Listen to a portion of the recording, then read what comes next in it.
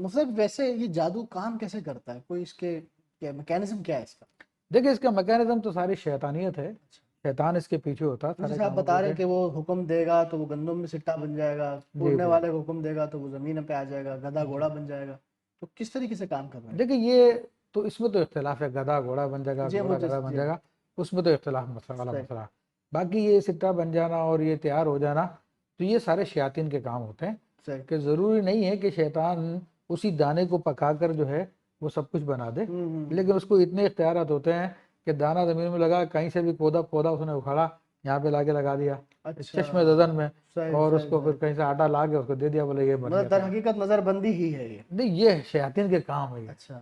یہ شیاطین اس کے پیچھے پورے کام کرتے ہیں کیونکہ وہ اپنی عبادت کرواتے ہیں۔ جب وہ اپنی عبادت کرواتے ہیں تو پھر پیچھے کام کرتے ہیں اس کے پیچھے۔ صحیح۔ خود قرآن مجید فرقان حمید میں یہ بنی اسرائیل کے بارے میں یہی تو کہا وَاتَّبَعُوا مَا تَتْلُو الشَّيَاطِينُ عَلَىٰ مُلْكِ سُلَيْمَانَ وَمَا كَفَرَ سُلَيْمَانُ وَلَٰكِنَّ الشَّيَاطِينَ كَفَرُوا يُعَلِّمُونَ النَّاسَ السِّحْرَ، جی کہ ان لوگوں نے شیاطین کی پیروی کی اور شیاطین کے سکھائے ہوئے جادو کے پیچھے لگ گئے ہیں۔ صحیح۔ وہ شیاطین کا جادو کیا تھا کہ سلیمان علیہ السلام کے زمانے میں جنات آپ کے تابع تھے، تو اور انسانوں جنات میں پردہ بھی نہیں تھا اس وقت، وہ بڑے بڑے شیطان تھے نظر آتے تھے۔ اور بڑے بڑے کام کرتے تھے، وہ بڑی بڑی بلڈنگیں بناتے تھے اور بڑے زبردست کام کرتے تھے۔ انسان سے ملاقات کرتے کہتے تم یہ کیسے کر لیتے ہو؟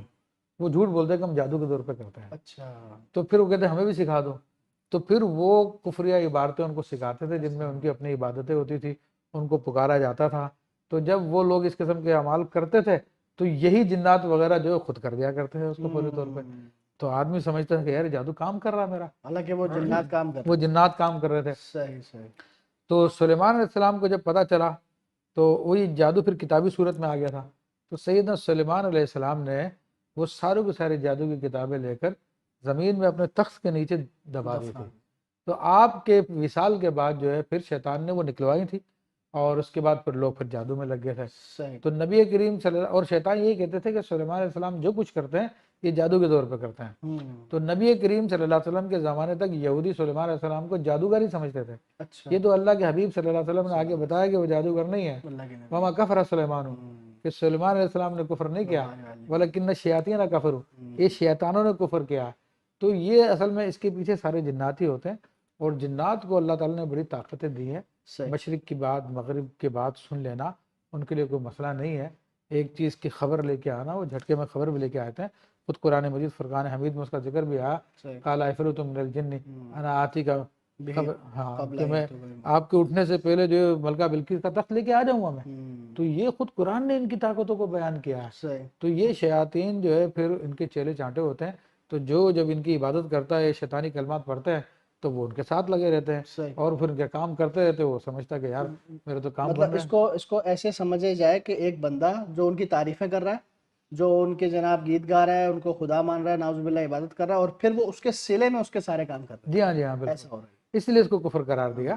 اور پھر دوسری قسم جو جادو کی بتائی ہے وہ جنات وغیرہ کو قابو کر کے کام کرنا، جنات وغیرہ کی تصویر کرنا۔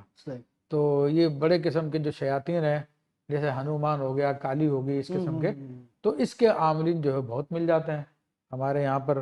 مسلمانوں کے نام پہ بیٹھے ہوئے ہیں جو اپنے آپ کو مسلمان کہتے ہیں، مگر وہ عبادت ہنومان کی کر رہے ہوتے ہیں، کالی کی عبادت کر رہے ہوتے ہیں، ان کی بھینٹ چڑھا رہے ہوتے ہیں۔ بھینٹ چڑھانا کیا ہوتا ہے؟ یہ مخصوص قسم کے بکرے جو ان کے نام پہ دلوائے جاتے ہیں کہ جناب اتنے بکرے مجھے ذبح کرنے ہیں، فلاں کرنے ہیں، تو انہیں شیطانوں کو راضی کرنے کے لیے ہوتا۔ ورنہ اللہ تبارک و تعالیٰ نے جو صدقہ کا بتایا ہے تو اس میں تو بکرا ذبح کرنا کوئی لازمی چیز نہیں ہے کہ بکرا ذبح کیا جائے، اس میں تو کوئی چیز بھی اللہ کے راہ میں صدقہ کر دو، صدقہ جو آپ کی بلاؤں کو ٹال دے گا۔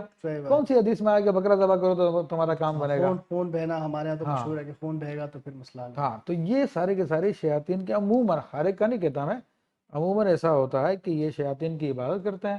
اچھا ان کے یہاں پر ہوتا ہے کہ ایک مخصوص مدت تک کے لیے وہ کہہ دیتے کہ تم اس میں قرآن اور اللہ کا ذکر نہیں کرنا۔ ہاں، اس کے بعد جو وہ جادو، وہ کفر جو اس کے جسم میں سما جاتا ہے، شیطان اس کے جسم میں سما جاتا ہے، یا سمجھ لیجیے کہ اس کو کنٹرول حاصل کر لیتا ہے، تو اس کے بعد کہتا ہے خوب کرو، ذکر کرو، قرآن پڑھو، سب کچھ کرو، کوئی مسئلہ نہیں ہے، کیونکہ پہلے تو اس کا وہ حملہ تو ہو چکا ہے، حاوی تو ہو گیا وہ جو نیگیٹو چیزیں۔ جی جی جی۔ تو اس طرح سے تو یہ لوگ اس قسم کے شیاطین سے، بھیرو ہو گیا، فلانا ہو گیا، یہ جو مشہور قسم کے جنات ہیں جن کو جادو میں استعمال کیے جاتے ہیں، تو ان کی عبادت کرنے کے نتیجے میں حاصل ہوتا ہے یہ۔